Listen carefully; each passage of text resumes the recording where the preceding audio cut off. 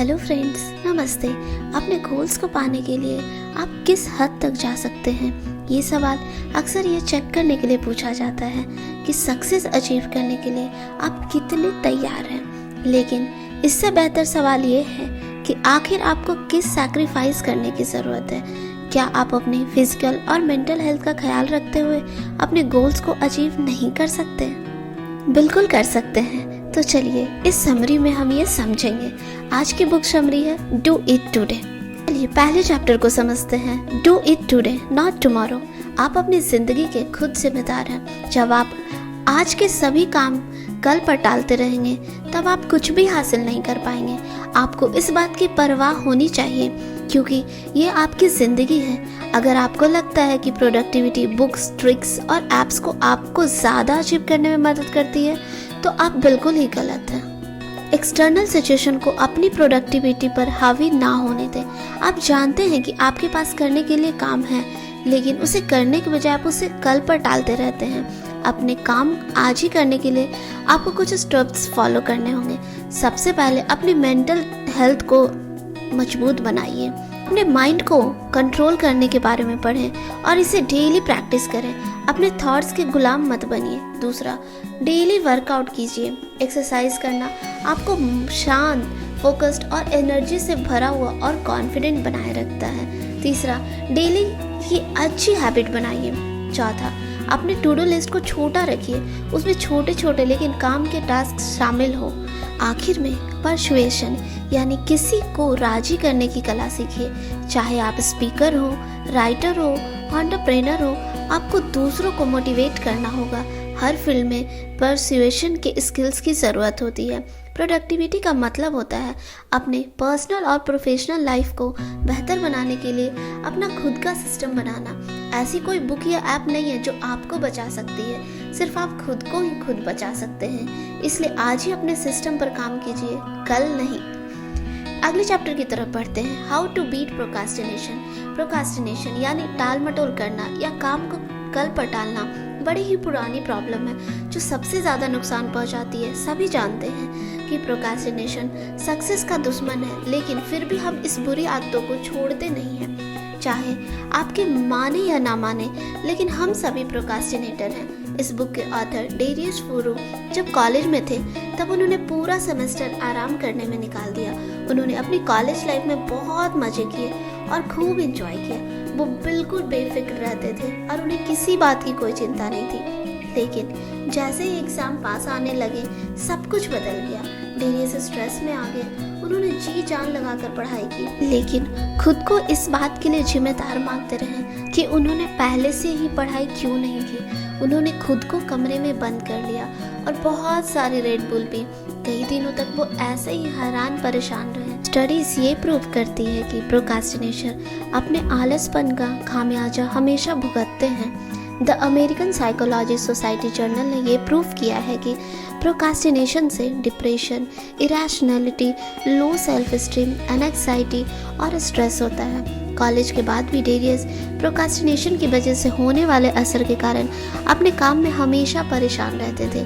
जब भी उन्हें कोई नया बिजनेस आइडिया आता तो उस पर काम करना तो शुरू कर देते थे, लेकिन उसे कभी पूरा नहीं कर पाते थे। उनके डिस्ट्रैक्शन ने उन्हें कुछ नहीं करने दिया और इस वजह से वे कुछ भी हासिल नहीं कर पाए। हम चीज़ों को इसलिए टालते हैं क्योंकि हम अपने कंफर्ट जोन से बाहर निकलने से डरते हैं। ऐसा करने के लिए हमारे अंदर की हिम्मत कमी होती है। हम चीज़ों को शायद इसलिए भी टालते हैं क्योंकि हम अपनी पावर को ओवर एस्टिमेट करते हैं। जैसे आप शायद ही मानते होंगे कि आप एक बुक को 3 हफ्तों में लिख सकते हैं, लेकिन जब आप लिखना शुरू करते हैं तब आपको एहसास होता है कि ऐसा पॉसिबल नहीं है। जब आप कोई ज़रूरी काम करना शुरू करते हैं तब आप उस पर रोज़ तब तक काम करते रहते हैं जब तक आपके सामने एक ऐसा डिस्ट्रैक्शन नहीं आ जाता जिसे आप संभाल नहीं पाते। ये डिस्ट्रैक्शन ही प्रोक्रास्टिनेशन के अंतहीन सिलसिले की शुरुआत होता है। लोगों को रूटीन पसंद नहीं होता है क्योंकि ये उन्हें एक पहले से बने हुए सिस्टम में बांध देता है। अगर आप प्रोडक्टिविटी से ज़्यादा अपनी फ्रीडम से प्यार करते हैं तो आप कभी भी सक्सेसफुल नहीं होंगे।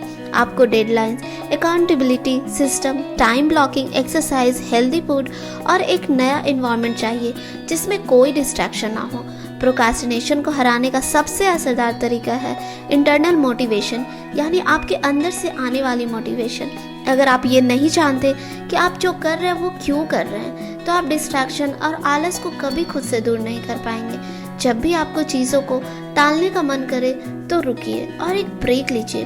उस बात को कुछ देर के लिए भूलकर अपने मकसद को याद कीजिए। सिर्फ तभी आप चीज़ों को पूरा करने के लिए अपने इफेक्टिव सिस्टम को फॉलो कर पाएंगे। अब अगले चैप्टर की तरफ बढ़ते हैं, the habit of unproductive people you don't want to copy. Social media ने हमें दिखाया है कि एक परफेक्ट लाइफ कैसी होनी चाहिए। कई इन्फ्लुएंसर खुश, अमीर और हेल्दी हैं, वो बहुत प्रोडक्टिव भी हैं। वो हमें अपनी परफेक्ट लाइफ दिखाकर हमें खुद के बारे में बुरा महसूस करवाते हैं। क्या कोई इंसान रोज 24 घंटे प्रोडक्टिव रह सकता है? ऐसा नहीं है। अपने सपनों के पाने के लिए आप हमेशा खुश और मोटिवेटेड नहीं रह सकते हैं। कभी कभार आप कोई मूवी देखना चाहेंगे, खेलना चाहेंगे और ब्रेक भी लेना चाहेंगे। रूल्स के बिना शायद आप कुछ अनप्रोडक्टिव हैबिट्स डेवलप कर सकते हैं। डेरियस ने ऐसी कई हैबिट्स के बारे में बताया जिनसे आपको बचना चाहिए।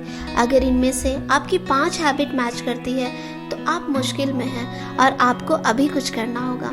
सबसे पहले, ज़रूरत से ज़्यादा काम मत कीजिए। डेरियस सोचते हैं कि वो दिन में 12 से 13 घंटे लगातार काम कर सकते हैं। वो सिर्फ खाना खाने और एक्सरसाइज करने के लिए ब्रेक लेते हैं। इतने टाइट रूटीन का नतीजा ये हुआ कि वो थके थके से रहने लगे। ऐसे रूटीन को फॉलो करने से उनमें अगले दिन कम करने के लिए एनर्जी ही नहीं होती थी। हम मेहनत इसलिए करते हैं क्योंकि हम अपने गोल्स को जल्दी पाना चाहते हैं, लेकिन हमें इसे आराम से करना चाहिए। फुल स्पीड में जाकर और बीच रास्ते में क्रैश होने से बचने के लिए हमें अचीवेबल और कांस्टेंट और कंसिस्टेंट प्रोग्रेस पाने पर फोकस करना चाहिए। दूसरा, हद से ज़्यादा चिंता मत कीजिए। अगर आप गरीबी, जॉब से निकाल जाने, अपने पार्टनर के खोने या बीमार होने को लेकर चिंतित हैं, तो आप सेल्फिश हैं। आप सिर्फ आज के लिए नहीं जी रहे हैं। याद रखिए कि आप मरने भी वाले हैं, तो ये अभी तो नहीं होने वाला है। इसलिए जब तक सांसें चल रही है आपको कुछ मीनिंगफुल करना चाहिए। तीसरा, जिद्दी या आइडियल मत बनिए। अगर आपकी जिद सही कारण के लिए, जैसे आपकी जिद भले ही कोई आपकी कितनी भी बुराई करे, लेकिन इस बात पर खुद को निगेटिव असर नहीं होने देंगे, तो ये जिद बहुत अच्छी है। लेकिन अगर आपको ऐसा लगता है कि आपसे बेहतर कोई और नहीं है, तो ये जिद आपको छोड़नी होगी। ऐसे जिद जिसमें निगेटिव झलकती है आपकी प्रोग्रेस को ब्लॉक कर देगी और आपके सोशल रिलेशनशिप को नुकसान पहुंचाएगी। चौथा, चीज़ों को हर वक्त चेक करना छोड़ दीजिए। हर वक्त email, Instagram, Facebook, Twitter, follower, account को चेक करना बिल्कुल ही बंद कर दीजिए।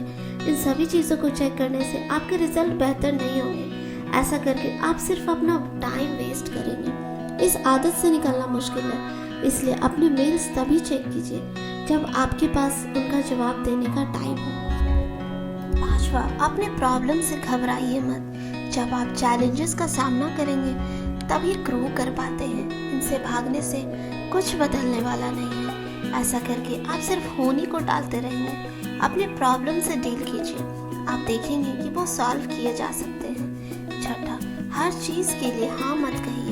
कुछ लोग अपने दोस्तों को खोने से डरते हैं और इस वजह से उन्हें ऐसी सिचुएशन का सामना करना पड़ता है जिसमें वो अनकंफर्टेबल फील करते हैं। लेकिन अगर आपका शेड्यूल दूसरों कामों से भरे हुए हैं तो आप अपनी नहीं किसी और की जिंदगी जी रहे हैं। उन चीज़ों को ना करना सीखिए जो ज़रूरी नहीं है और आप देखेंगे कि आपको उन चीज़ों पर फोकस करने के लिए ज़्यादा वक्त मिलने लगा है जो सच में आपके लिए मायने रखती है। सातवां, चीज़ों को लिखना मत भूलिए। नोटबुक या जर्नल लिखने से आपको ब्रेन को खाली होने में हेल्प मिलती है। एक रिलैक्स्ड ब्रेन ज़्यादा प्रोडक्टिव होता है। अपने थॉट्स में उलझने रहने से बेहतर है कि आप अपने प्रॉब्लम्स को सॉल्व करने के लिए राइटिंग का इस्तेमाल करें। इसके बाद आप अपने फ्यूचर प्लान्स पर बेहतर तरीके से काम कर पाएंगे। आजमा, खुद पर ज़्यादा प्रेशर मत डालिए। अगर आप हर सुबह अपने बिस्तर से उठ पाते हैं तो आप एक विनर हैं। नौवां, कभी सीखना बंद मत कीजिए। ज़्यादातर लोग मानते हैं कि स्कूल के बाद सीखने का प्रोसेस बंद हो जाता है। लाइफ को पूरी तरह से जीने के लिए नई स्किल सीखना कभी बंद मत कीजिए। बुक्स पढ़िए, नए कोर्सेज ज्वाइन कीजिए, एजुकेशनल वीडियो देखिए। ग्रो करने की कोई लिमिट नहीं होती है। लास्ट रूल ये है कि रूल से नफरत मत कीजिए। अगर आप प्रोडक्टिव बनना चाहते हैं तो आपको रूल्स और सिस्टम की ज़रूरत है। इफेक्टिवनेस और डिसिप्लिन के खिलाफ मत जाइए। हाँ, बड़े हो जाइए, बच्चों की तरह नखरे करना बंद कीजिए। आप तभी फ्री हो सकते हैं जब आप अपनी मनचाही ज़िंदगी पाने के लिए रूल्स को फॉलो करेंगे। हो सकता है कि आपको सोसाइटी के रूल्स पसंद ना हो, लेकिन आप अपने रूल्स भी बना सकते हैं। अपना खुद का सिस्टम बनाइए और अपनी ज़िंदगी बदलिए। अब हम अगली चैप्टर की तरफ बढ़ते हैं। The 30 minutes evening rituals will help you to kick life in the ass. जब आप घर से काम करते हैं तो आपका वक्त ऐसे ही निकल जाता है। आप देर रात तक काम करते हैं या पूरी रात भी। कुछ लोग ऐसे ही वर्कहॉलिक रूटीन में फंस जाते हैं। वो अपनी हेल्थ, फैमिली और पर्सनल ज़रूरतों को भी नज़रअंदाज करते हैं। कभी कभी हम पूरा दिन सिर्फ टीवी देखते रहते हैं। देर रात तक काम करने की वजह से हम टीवी का चैनल बदलते रहते हैं और एक के बाद एक शो देखते रहते हैं। इसके बाद जब सोने का वक्त आता है तो हमें नींद नहीं आती। ब्रेन में आइडियाज़ भरे होते हैं, ये जगा रहता है और आराम नहीं करता। द नेशनल स्लीप फाउंडेशन ने ये रिपोर्ट किया है कि 45% अमेरिकन्स को नींद ना आने की प्रॉब्लम है, जो उनकी डेली प्रोडक्टिविटी पर असर डालती है। तो एक प्रोडक्टिव दिन के लिए आपको इफेक्टिव नाइट रूटीन बनाना होगा।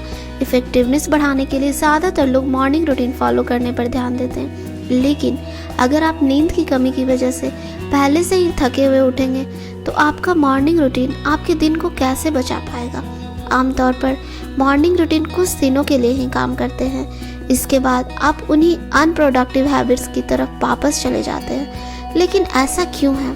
ऐसा इसलिए होता है क्योंकि हमने असली प्रॉब्लम्स को ठीक ही नहीं किया है, जो है हमारी नींद। हर रात 7 से 9 घंटे की नींद लेना हेल्दी होता है, लेकिन आज लाइफ बहुत बिजी और अनप्रेडिक्टेबल हो गई है।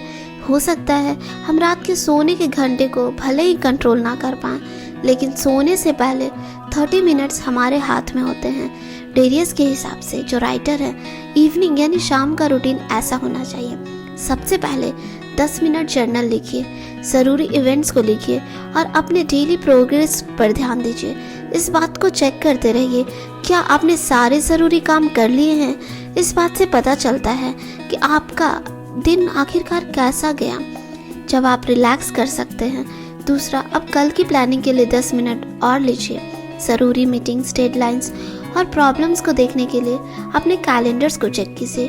कल की प्रॉब्लम्स को पहचान कर आप अपने ब्रेन को रिलैक्स करने में मदद करते हैं। अपने अधूरे काम को लेकर अब आपको चिंता नहीं होगी, क्योंकि आप उसे अगले दिन पूरा कर सकते हैं। तीसरा, कल के लिए अपने कपड़े सेलेक्ट करने के लिए 5 मिनट दीजिए। ये स्टेप आपको बचकाना लगता है, लेकिन ये आपकी कल की मेंटल एनर्जी को बचाने में हेल्प करता है। हर फैसले में आपको अपने ब्रेन का बेहतर तरीके से इस्तेमाल करने की ज़रूरत है। हर सुबह आधा घंटा सिर्फ इस बात में माथा थपाना कि क्या पहनना है, इसका तो कोई ये नहीं है, वो नहीं है, इससे बेहतर है कि आप ये सोने से पहले ये काम कर लीजिए। आखिरी के 5 मिनट सिर्फ विजुअलाइज कर दिए। ज़्यादा से ज़्यादा डिटेल्स लेकर ये इमेजिन कीजिए कि आपका कल का दिन कैसा होगा।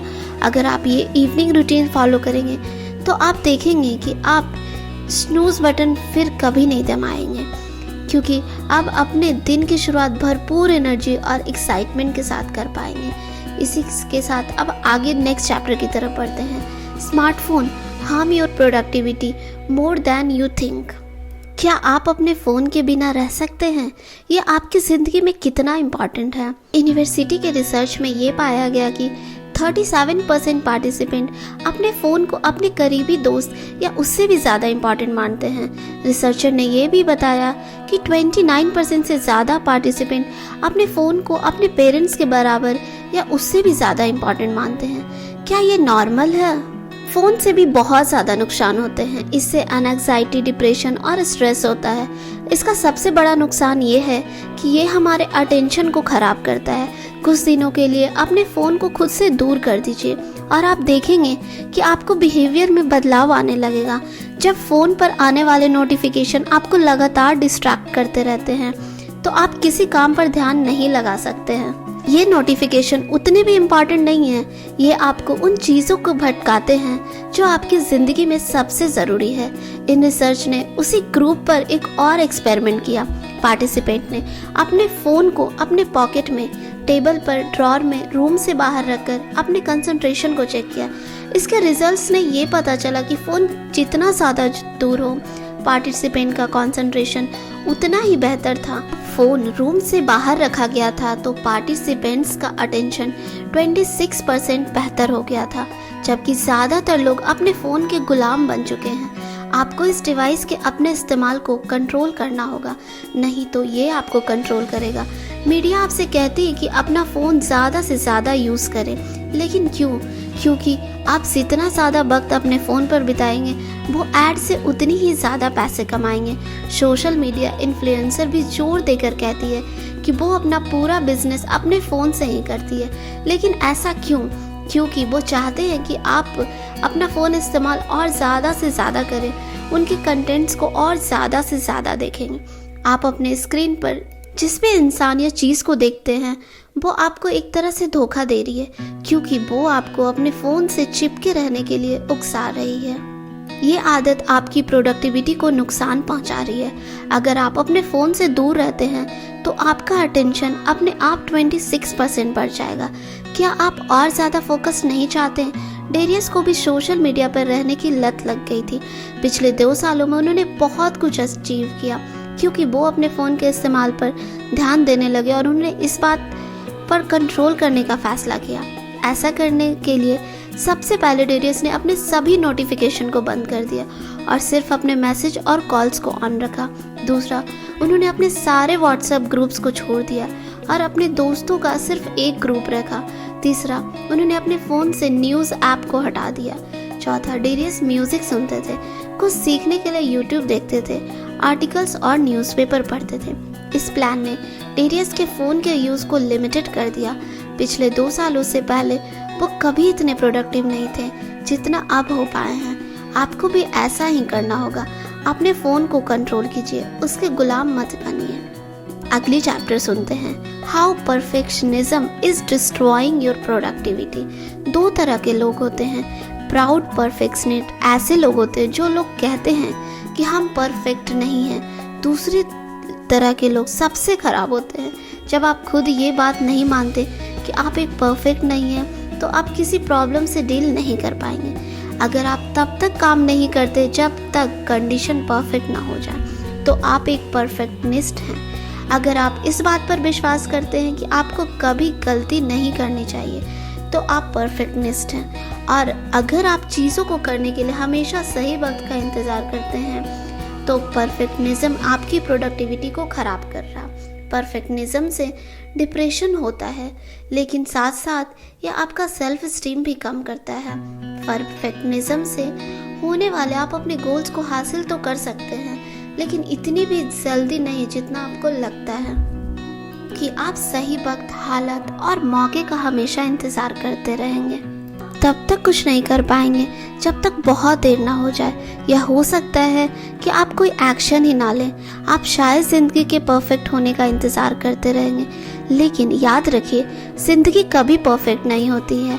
परफेक्शनिस्ट बनकर आप सिर्फ चीज़ों को छुपकर टाल रहे हैं। जब आप अपने स्किल्स और आपके सामने आने वाले मौक़ों पर डाउट कर रहे हैं, तो आप हमेशा फिक्र और पछतावे में जीते रहेंगे। पहले टाइप के परफेक्टनेस किसी काम को करने का पहला स्टेप नहीं लेंगे। दूसरे टाइप के परफेक्टनेस काम करना शुरू करते हैं, लेकिन बहुत हाई स्टैंडर्ड को फॉलो करते हैं। वो आमतौर पर गोल तो सेट करते हैं, लेकिन उन्हें पूरा नहीं कर पाते। इसलिए दूसरे टाइप के परफेक्टनेस डिप्रेस्ड और परेशान हो जाते हैं। वो अपने हाई स्टैंडर्ड्स को पाने के लिए हमेशा फिक्र करते रहते हैं और भूल जाते हैं कि रिजल्ट ज़्यादा मायने रखता है। किसी चीज़ को परफेक्टली ना करने से बेहतर ये है कि आप कुछ तो करें। परफेक्ट पॉजिटिव भी हो सकता है। कुछ केसेस में ऐसा हो सकता है कि परफेक्शनिज्म अपने हाई स्टैंडर्ड्स को पूरा कर लेते हैं, वो अपने बड़े गोल्स को हासिल कर लेते हैं और आम लोगों से ज़्यादा प्रोडक्टिव होते हैं। लेकिन वो अपने मनचाहे रिजल्ट कैसे हासिल कर सकते हैं? ऐसा तभी पॉसिबल है जब वो और लोगों से ज़्यादा मेहनत करते हैं और अपने मेंटल और फिजिकल हेल्थ को नुकसान पहुंचाते हैं। स्कैलर एक परफेक्शनिज्म से बिल्कुल उल्टा होता है। स्कैलर्स किसी चीज़ की परवाह नहीं करता। जब तक वो ठीक ठाक जिंदगी जीते रहते हैं वो सेटिस्फाइड होते हैं। ऐसा एटीट्यूड प्रोडक्टिव नहीं है, क्योंकि अगर आपको बहुत कुछ बड़ा हासिल करना है तो आपको चीज़ों का ज़्यादा ख्याल रखना होगा। इसलिए हमें एक बैलेंस ढूंढना होगा। ना ही परफेक्शनिज्म बनिए और ना ही स्कैलर्स। आपको रिसोर्सेज का पूरा इस्तेमाल करना सीखना होगा और सही सिस्टम बनाने होंगे। अपने स्किल्स को लेकर कॉन्फिडेंट रहिए। इस बात पर विश्वास रखिए कि चैलेंजेस के होते हुए भी आप चीज़ों को पूरा कर सकते हैं। अब अगले चैप्टर की तरफ बढ़ते हैं। How to read 100 books a year. क्या आपको बुक्स खरीदना पसंद है लेकिन उन्हें पढ़ने का वक्त नहीं मिलता? कई लोग बुक्स पढ़ना चाहते हैं और लेकिन बुक्स पढ़ने के लिए कितना टाइम किसके पास है? 2014 में डेरियस को ये याद आया कि उन्होंने आज तक सिर्फ 4 किताबें पढ़ी। ग्रेजुएशन के बाद से हर बीतले साल के साथ वो और कम बुक्स पढ़ने लगे। वो अपनी ज़िंदगी और ऑफिस के काम में बिजी रहने लगे। कोई 100 बुक्स क्यों पढ़ना चाहेगा? क्योंकि बुक्स आपको दूसरों के एक्सपीरियंस से सीखने का मौका देती है। ग्रोथ के लिए एजुकेशन ज़रूरी है और सीखने का बेस्ट तरीका है रीडिंग करना। सबसे पहले आपको इतनी बुक्स खरीदनी होगी कि इस साल पढ़ने के लिए आपके पास 100 बुक्स हो। अगर आपके पास इतना पैसा नहीं है तो बुक्स को बल्क में खरीदने के लिए पार्ट टाइम जॉब करके पैसे कमाएं। बुक्स खरीदना फिजूल खर्ची बिल्कुल नहीं है, क्योंकि आप जो इनसे सीखेंगे वो अनमोल होगा। $200 के शूज़ खरीदने से बेहतर है कि आप 10 बुक्स खरीदें। कोई महंगी ड्रेस खरीदने से अच्छा है कि आप बुक्स में पैसे इन्वेस्ट करें। तो हो गई ना प्रॉब्लम सॉल्व। ज़्यादा बुक्स खरीदने से आपको वो टाइप, जेनरम और थीम चुनने का मौका मिलेगा जो आप पढ़ना चाहते हैं। दूसरा, हमेशा पढ़ते रहिए। रोज़ 1 घंटा पढ़ने की कोशिश कीजिए। वीकेंड्स पर ज़्यादा पढ़िए। हम जानते हैं कि आप बिजी हैं, तो पढ़ने के लिए हर मौके का फ़ायदा उठाइए। ट्रेन में जाते वक्त, खाते वक्त या फिर कभी भी जब आप वेट कर रहे हों, सिंपली बैठे हुए हों, सोशल मीडिया यूज़ करने के बजाय एक बुक पढ़िए। अगर आप हफ्ते में 10 घंटे भी पढ़ते हैं तो आप साल में 100 से ज़्यादा बुक्स पढ़ लेंगे। तीसरा, काम की बुक्स पढ़िए। खुद को कोई बुक पढ़ने पर मजबूर मत कीजिए, क्योंकि उसे अच्छे रिव्यूज़ मिले हैं। अगर आप कोई बुक पढ़ना शुरू करते हैं और वो आपको बोरिंग लगता है तो आप वो बुक को छोड़ दीजिए और दूसरी बुक उठाइए। ऐसे टॉपिक्स पर अपने वैल्यूएबल टाइम वेस्ट मत कीजिए। आप वही बुक पढ़िए जिसमें आपको दिलचस्पी हो। ऐसी बुक्स पढ़ना बेहतर होगा तो आपके पैशन, हॉबीज़ और काम से जुड़ी हो, या फिर ऐसी बुक्स जो आपके मनपसंद ऑथर से लिखी हुई हो। लास्ट स्टेप है, अपनी नॉलेज को बरकरार रखिए। नोट्स बनाइए। उन सभी कोट्स को हाईलाइट कीजिए जो आपको अच्छे लगते हैं। जैसे ही आप एक बुक खत्म करें, पूरी नोट्स को रिव्यू कीजिए और जो आपने उससे सीखा वो लिखिए। बुक्स पढ़ने का सबसे बेस्ट पार्ट है कि आप अपनी ज़िंदगी को बेहतर बनाने के लिए उसे नॉलेज का इस्तेमाल कर सकते हैं। इसलिए आज से ही पढ़ना शुरू कीजिए। जब भी मौका मिले तब पढ़िए और पढ़ने के लिए हमेशा टाइम निकालिए। Time blocking improve your focus and get more meaningful work done. ज़्यादातर लोग एक जैसी प्रॉब्लम से जूझ रहे हैं, और वो है कि हमारे पास करने के लिए तो बहुत काम है, लेकिन उन्हें पूरा करने के लिए हमारे पास इतना टाइम ही नहीं है। इसलिए ज़्यादा पाने के लिए मल्टीटास्किंग यानी एक साथ बहुत सारे काम करते हैं, लेकिन मल्टीटास्किंग आपकी प्रोडक्टिविटी को बेहतर करने के बजाय उसे और ख़राब कर देता है। इससे बेहतर तरीका है टाइम ब्लॉकिंग का इस्तेमाल करिए। अपना कैलेंडर उठाइए और सभी ज़रूरी कामों को पूरा करने के लिए जितना वक्त चाहिए उसे ब्लॉक कर दीजिए। जैसे ही वो वक्त आता है तो एक बार में एक काम पर ध्यान दीजिए। जैसे डेरियस 2017 में एक बुक लिखना चाहते थे। उन्होंने अपना कैलेंडर चेक किया और नोटिस किया कि उन्होंने इस गोल को पाने के लिए अपने टाइम को ब्लॉक ही नहीं किया है, इसलिए वो कुछ लिख ही नहीं पाए थे। एक क्लियर कैलेंडर रखने से आपको अपने वक्त की कीमत के बारे में पता चलता है। अगर आप किसी नए गोल्स के लिए अपने शेड्यूल को खाली करने का वक्त नहीं निकालेंगे तो आप इसे कभी हासिल नहीं कर पाएंगे। आप इसके बारे में भूल भी जाएंगे। टाइम ब्लॉकिंग आपको उन चीज़ों पर फोकस करने में मदद करता है जो सबसे ज़रूरी है। कभी कभी आप प्रोडक्टिव महसूस करते हैं क्योंकि हमारा दिन बहुत बिजी था, लेकिन अगर आप रुक कर देखेंगे तो शायद हमें ये पता चलेगा कि हम बिजी तो थे, लेकिन हम ऐसा कोई काम नहीं कर रहे थे जो हमारी ज़िंदगी बदल सकता है। हम शायद फालतू के कामों में ज़्यादा घिरे हुए थे। अपने दिन और हफ्तों की प्लानिंग करने से आप अपनी प्रायोरिटीज से हमेशा आगे रहते हैं। ये आपकी ज़िंदगी को ऑर्गेनाइज रखता है और अपनी फैमिली और फ्रेंड्स के साथ टाइम बिताने की फ्रीडम भी देता है। अगले चैप्टर की तरफ बढ़ते हैं। Don't know what you want, improve these 5 universal skill. आपके लिए सक्सेस का क्या मतलब है? आप कैसे ज़िंदगी जीना चाहते हैं? आपके लिए परफेक्ट जॉब का क्या मतलब है? अगर आप इन सवालों का जवाब नहीं जानते हैं तो कोई बात नहीं। ज़्यादातर लोग ऐसे ही हैं जो नहीं जानते हैं कि उन्हें अपनी ज़िंदगी में क्या करना है।